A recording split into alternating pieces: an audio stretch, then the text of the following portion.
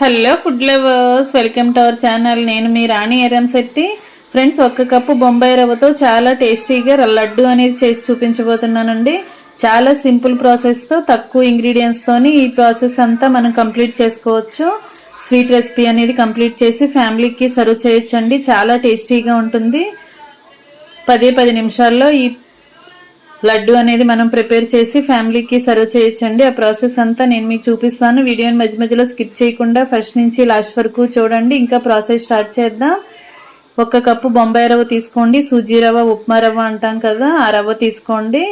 అలాగే 1/2 కప్పు బెల్లం తురుము తీసుకోండి. 1 ఇలాచీ తీసుకోండి.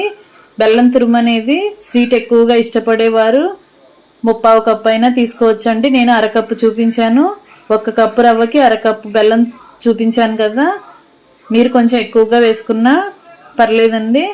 ఇప్పుడు కళాయి తీసుకోండి. దానిలోకి 1 టేబుల్ స్పూన్ నెయ్యి వేసుకోండి.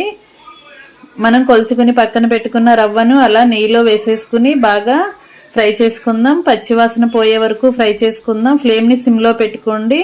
రవ్వ అస్సలు మాడనివ్వకూడదండి. చాలా స్లో ఫ్లేమ్లో మనం ఫ్రై చేసుకోవాలి.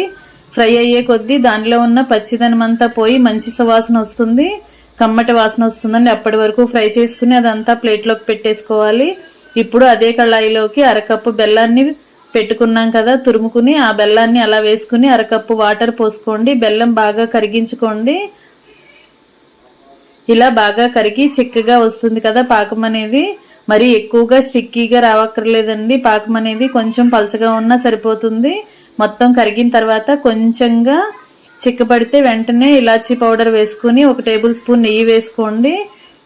ఇంకా స్టవ్ ఆఫ్ చేసేసుకోండి. ఈ పాకం అనేది ఇలా వస్తే సరిపోతుందండి. ఇంకా స్టవ్ ఆఫ్ చేసేసుకుని పాకాన్ని పక్కన పెట్టుకుని చల్లారనిద్దాం.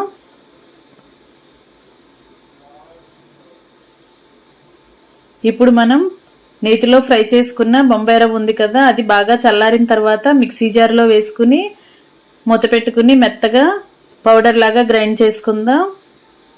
మరి ఎక్కువగా పౌడర్ అవ్వాల్సిన పని లేదండి, కొంచెం బరకగా ఉన్నా సరిపోతుంది.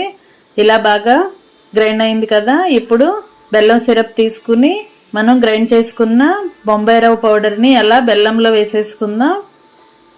ఇలా వేసేసుకుని రవ్వ అంతా కూడా బెల్లం పాకంలో కలిసే వరకు బాగా కలుపుకుందాం. పాకం అనేది చల్లారిన తర్వాత ఇలా వేసుకోవాలండి, లేదంటే రవ్వ అంతా కూడా పొడి పొడిలాడుతూ వచ్చేస్తుంది. పాకం అనేది చిక్కపడిందంటే రవ్వ లడ్డు చేసుకోవడానికి కరెక్ట్గా రాదండి. ఇలా బాగా పాకంలో కలిసిన తర్వాత గోరువెచ్చగా ఉన్న పాలను ఇలా వేసుకోండి. కాచి చల్లార్చిన పాలని కొంచెం వేడిగా ఉన్నప్పుడే రవ్వలో వేసుకోండి. పాలకి బదులుగా నెయ్యి కూడా యూజ్ చేసుకోవచ్చండి. ఇంకా మొత్తం కూడా మనం చేత్తో మొత్తాన్ని రవ్వ మొత్తాన్ని బాగా కలిపేసుకుని మనకి కావలసిన సైజులో లడ్డూల్లాగా చేసుకుని ప్లేట్లోకి పెట్టుకుని ఫ్యామిలీకి సర్వ్ చేసుకోవటమే. చాలా సింపుల్గా టేస్టీగా ఎప్పుడు చేసుకునే బొంబాయి రవ్వ లడ్డు పంచదార బొంబాయి రవ్వతో కాకుండా ఇలా హెల్తీగా ఒకసారి బెల్లం సిరప్తో రవ్వ లడ్డు చేసి చూడండి. చాలా టేస్టీగా ఉంటుందండి. డ్రై ఫ్రూట్స్ అవి ఫ్రై చేసుకున్న తర్వాత అలా రవ్వలో వేసుకుని రవ్వ లడ్డు చేసుకోవటమే. చాలా టేస్టీగా ఉంటుంది. 10 నిమిషాల్లో ఇలా 1 కప్పు బొంబాయి రవ్వ 1/2 కప్పు బెల్లంతో చాలా సింపుల్గా టేస్టీగా మనం రవ్వ లడ్డు అనేది చేసి ఫ్యామిలీకి సర్వ్ చేయొచ్చండి. వీడియో నచ్చినట్లయితే లైక్ చేయండి.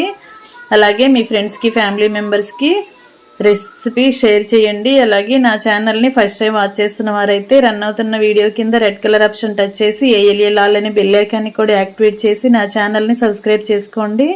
నేను పెట్టబోయే రెసిపీస్ అన్నీ కూడా మీ ఫోన్కి నోటిఫికేషన్కి వస్తే ఓపెన్ చేసి చూడొచ్చు. చాలా సింపుల్గా టేస్టీగా రెసిపీస్ అనేవి పోస్ట్ చేస్తానండి. మీ అందరికీ వీడియోస్ నచ్చుతాయి, రెసిపీస్ అనేవి నచ్చుతాయి. మీరు కూడా కుక్ చేసి ఫ్యామిలీకి సర్వ్ చేయొచ్చండి. చాలా తక్కువ ఇంగ్రీడియంట్స్తో తక్కువ టైంలో తక్కువ ప్రాసెస్తో నేను రెసిపీస్ అనేవి చూపిస్తానండి. మీ అందరికీ కూడా నచ్చుతాయి. ఖచ్చితంగా ట్రై చేయండి. Thanks for watching. నేను మీ రాణి ఎర్రంశెట్టి.